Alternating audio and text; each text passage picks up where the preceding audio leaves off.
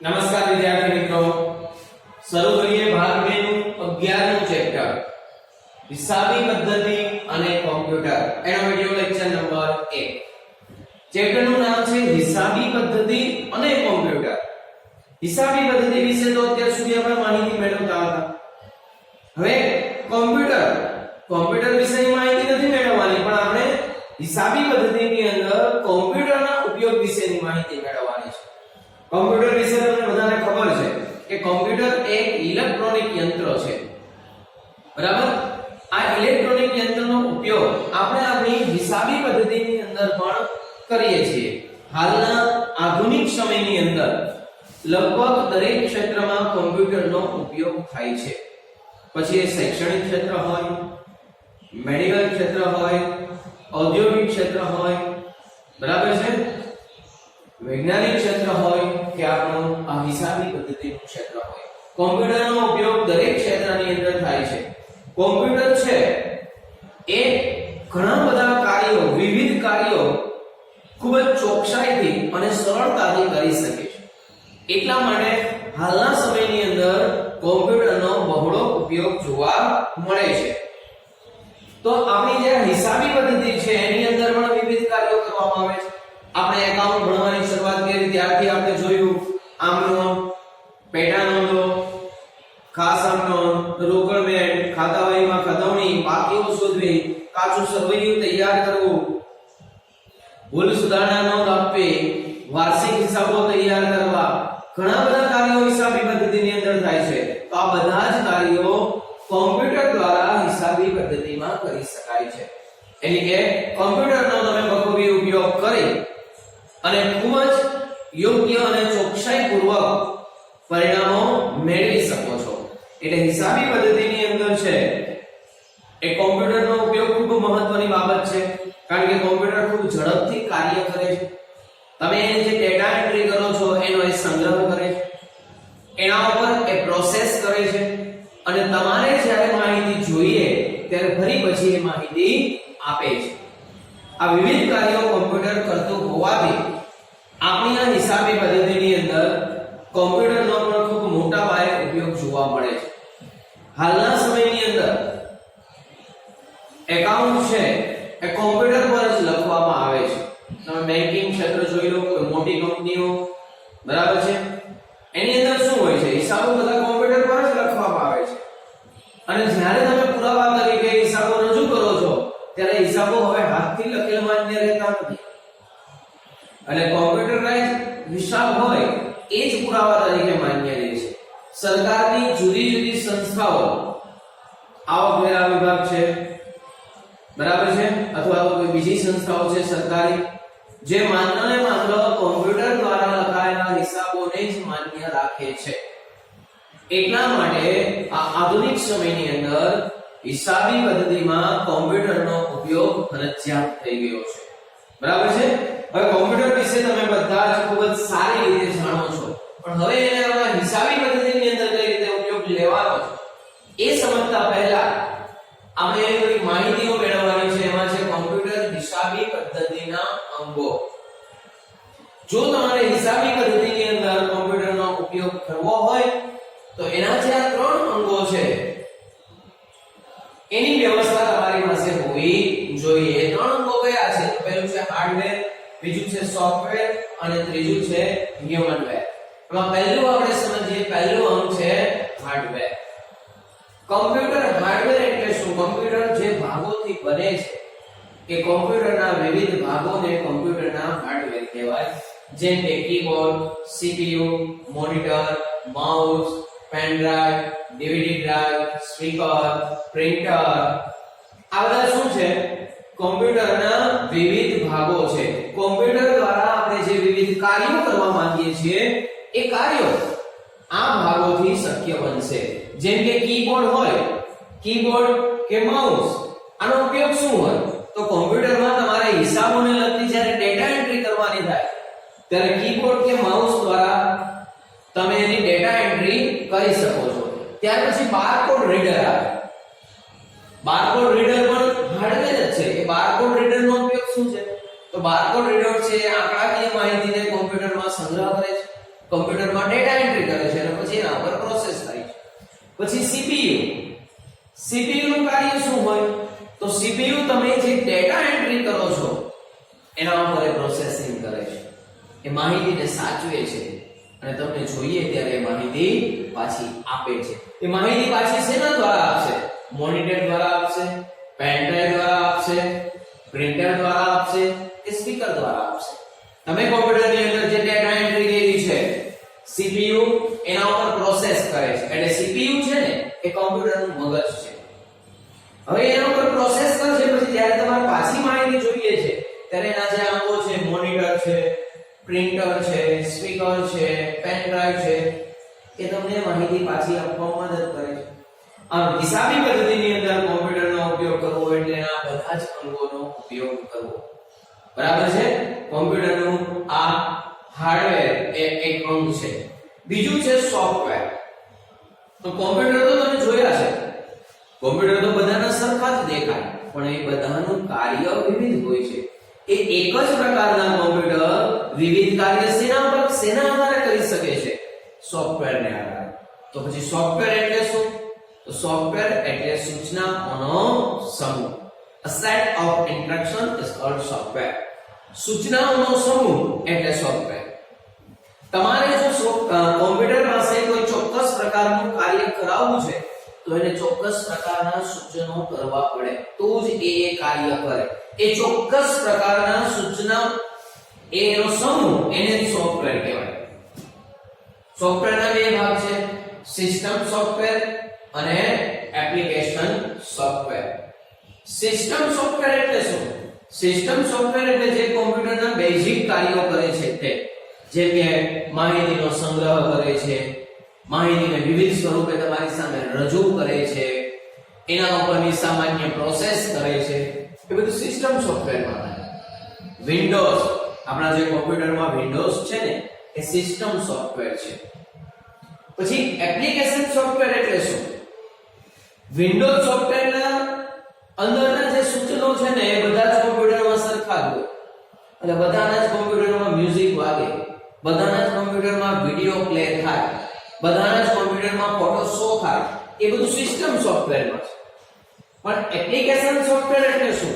જ્યારે તમારે કોમ્પ્યુટર પાસેથી કોઈ ખાસ ચોક્કસ પ્રકારનું કાર્ય કરાવવું છે તો એની અંદર એપ્લિકેશન સોફ્ટવેર ઇન્સ્ટોલ કરવું પડે. જેમ કે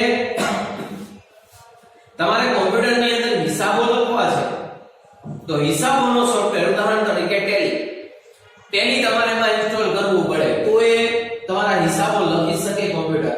તો ટેલી એ શું છે? એ એપ્લિકેશન સોફ્ટવેર છે. ખાસ પ્રકારનું કાર્ય કરવા માટેનું ખાસ પ્રકારનું સોફ્ટવેર એને એપ્લિકેશન સોફ્ટવેર કહેવાય. તમે લેબોરેટરીની અંદર જશો તો ત્યાં કોમ્પ્યુટર છે, એક એકાઉન્ટન્સી ની ઓફિસે જશો તો ત્યાં પણ કોમ્પ્યુટર છે, બેંકમાં જશો તો ત્યાં પણ કોમ્પ્યુટર છે, અને કોઈ શૈક્ષણિક સંસ્થાઓની અંદર જશો ત્યાં પણ કોમ્પ્યુટર છે, એન્જિનિયર પાસે જશો તો ત્યાં પણ કોમ્પ્યુટર છે. બધા જ કોમ્પ્યુટર સરખા દેખાય પણ બધાનું કાર્ય કેવું છે? અલગ અલગ. એ બધાનું જ કાર્ય અલગ અલગ શેને આધારે છે? એપ્લિકેશન સોફ્ટવેરને આધારે. લેબોરેટરીની અંદર જે કોમ્પ્યુટર વપરાય છે એનું સોફ્ટવેર અલગ છે, આપણા અકાઉન્ટિંગમાં જે વપરાય છે એનું સોફ્ટવેર અલગ છે, એન્જિનિયર કોમ્પ્યુટર વાપરે છે તો એનું સોફ્ટવેર અલગ છે. બરાબર છે? આમ દરેકના જે ખાસ પ્રકારના કાર્યો હોય એ મુજબનું એ સોફ્ટવેર એમાં રાખે છે એ એપ્લિકેશન સોફ્ટવેર. જ્યાં સુધી કોમ્પ્યુટરની અંદર આ સોફ્ટવેર નથી હોતા ત્યાં સુધી કોમ્પ્યુટર કોઈ કાર્ય કરતું નથી. આ જે હાર્ડવેર છે ને એનું કાર્ય નથી કરતા, કે હાર્ડવેરને તમારે ઇન્સ્ટ્રક્શન આપવું પડે છે, ઓર્ડર આપવો પડે છે, સૂચના આપવી પડે છે, ત્યાર પછી એ કાર્યનો અમલ થાય. તો એ સૂચના કે ઓર્ડર કે ઇન્સ્ટ્રક્શન તમે સોફ્ટવેર દ્વારા આપી શકો છો તો જ કોમ્પ્યુટર એના ઉપર પ્રોસેસ કરશે, નહીં તો કોમ્પ્યુટર પ્રોસેસ નહીં કરે. એટલે કોમ્પ્યુટર પાસેથી કાર્ય કરાવવા માટે સોફ્ટવેર છે એ ઇન્સ્ટોલ હોવા જ જોઈએ. વિવિધ કાર્યો માટેના વિવિધ સોફ્ટવેરો હોઈ શકે. ત્યાર પછી ત્રીજું અંગ છે હ્યુમનવેર. હ્યુમનવેર એટલે શું? કોમ્પ્યુટર પર કાર્ય કરનાર વ્યક્તિઓ, માણસો, એને હ્યુમનવેર કહેવાય. જેની અંદર programmer, data entry operator, software engineer, hardware engineer, આવા વિવિધ વ્યક્તિઓ છે એ કોમ્પ્યુટર પર વિવિધ પ્રકારના કાર્યો કરે છે. કોમ્પ્યુટર ચલાવવું હોય તો તમારી પાસે ખાસ પ્રકારનું કોમ્પ્યુટરનું જ્ઞાન હોવું જોઈએ. બરાબર છે? તો એ જ્ઞાન કોમ્પ્યુટર ચલાવવાની આવડત જેની પાસે છે એને હ્યુમન વેર કહેવાય. પ્રોગ્રામરનું કાર્ય શું હોય? આવા જુદા જુદા સોફ્ટવેર તમને ડિઝાઇન કરી આપે, પ્રોગ્રામ કરી આપે. ડેટા એન્ટ્રી ઓપરેટર, કોમ્પ્યુટર એમનું કાર્ય નથી કરતું, કોમ્પ્યુટર એમનું હિસાબો નથી લખતું, તમારે એમાં ડેટા એન્ટ્રી કરવી પડે. જેમ કે આપણે આંકડો આપીએ છીએ, પછી ખાતાઓમાં ખતમણી કરીએ છીએ, તો એ બધું કોમ્પ્યુટર કરી આપશે. પણ ક્યારે કરી આપશે? તમે એમાં ડેટા એન્ટ્રી કરશો ત્યારે. બરાબર છે? તો એ ડેટા એન્ટ્રી ઓપરેટર છે, સોફ્ટવેર એન્જિનિયર છે કે હાર્ડવેર એન્જિનિયર છે, જે કોમ્પ્યુટરના સોફ્ટવેર અને હાર્ડવેરનું કાર્ય કરે છે. તો આ બધા લોકો કોમ્પ્યુટર પાસે વર્ક કરાવે છે, એટલે એને હ્યુમન વેર કહેવાય. જ્યારે આ ત્રણેય અંગો કોઓર્ડિનેટ થાય, ત્રણેય અંગો સાથે મળીને કાર્ય કરે, ત્યારે જ કોમ્પ્યુટરનું મહત્વ છે. બરાબર છે? એટલે આ ત્રણેય છે એ આપણા હિસાબી પદ્ધતિના અંગો છે. જો તમારી પાસે હાર્ડવેર, સોફ્ટવેર અને હ્યુમન વેર આ ત્રણેય યોગ્ય માત્રામાં છે તો તમે કોમ્પ્યુટર પર હિસાબી પદ્ધતિ લખી શકશો, એટલે કે કોમ્પ્યુટર પર હિસાબો લખી શકશો. બરાબર છે? ચલો ત્યાર પછી આગળ વધીએ કોમ્પ્યુટર હિસાબી પદ્ધતિના લક્ષણો. પહેલું લક્ષણ છે ઝડપ. હવે આપણને બધાને ખબર છે કે માણસ કરતા એક મશીનની ઝડપ વધારે હોય. કોમ્પ્યુટર એક ઇલેક્ટ્રોનિક મશીન છે. તો તમે હાથ પર હિસાબ લખશો, જાતે હિસાબ લખશો, એના કરતા જો કોમ્પ્યુટરનો ઉપયોગ કરશો તો ઝડપ વધી જશે. કોમ્પ્યુટર ખૂબ ઝડપથી આપણા જુદા જુદા પત્રકો તૈયાર કરી આપે છે. કોમ્પ્યુટર ખૂબ ઝડપથી વિશ્લેષણ કરી આપે છે. બરાબર છે? તો એની ઝડપ ખૂબ વધારે છે એમ કહેવાય. પછી એવું ચોકસાઈ. કોમ્પ્યુટર છે ને એ ખૂબ ચોકસાઈથી હિસાબો તૈયાર કરે છે. તમે એક વખત કોમ્પ્યુટરને જે સૂચનો કરો છો એ મુજબ જ એ કાર્ય કરે છે. એટલે એમ કહેવાય કે એની ચોકસાઈ વધારે છે. એ કે ભૂલો કરતું નથી. હા, જો તમે એને કમાન્ડ ખોટો આપો, ડેટા એન્ટ્રી ખોટી કરો તો ભૂલ થાય, પણ કોમ્પ્યુટર એની સાથે ક્યારેય ભૂલ કરતું નથી. પછી એવું વિશ્વસનીયતા. કોમ્પ્યુટર પર જે લખાયેલા હિસાબો છે ને એ વિશ્વસનીય છે. શું કામ વિશ્વસનીય છે? કારણ કે એમાં ભૂલો થવાની શક્યતા ઓછી છે. કોમ્પ્યુટરને તમે ગમે એટલું કાર્ય આપો, ગમે તેટલી ડેટા એન્ટ્રી કરો, અને તમે જે ડેટા એન્ટ્રી કરી છે એના ઉપર એને ગમે તેટલું પ્રોસેસ કરવું પડે, એ ભૂલ નહીં કરે. કારણ કે કોમ્પ્યુટરને થાક નથી લાગતો, એને કંટાળો નથી આવતો, એટલે ભૂલ નહીં કરે. એક એકાઉન્ટન્ટને તમે બહુ બધી ડેટા એન્ટ્રી કરવાનું કહી દો, એકાઉન્ટને વધારે પડતી માહિતી તમે આપી દો, એક જ દિવસે એના પાસે વિવિધ પ્રકારના પત્રકો, અહેવાલો તૈયાર કરાવો, વિવિધ પ્રકારના તારણો વિશ્લેષણ કરાવો, તો થાકી જાય, અને થાકી જાય એટલે ભૂલો થવાની શક્યતા થાય. એ કોમ્પ્યુટરની અંદર નથી થવાની. એટલે કોમ્પ્યુટર પર જે માહિતી છે એના દ્વારા જે હિસાબો લખાયેલા છે એની વિશ્વસનીયતા વધારે છે એમ કહેવાય. ત્યાર પછી છે વિવિધતા. કોમ્પ્યુટર પાસે તમે વિવિધ પ્રકારના હિસાબી કાર્યો કરાવી શકો છો.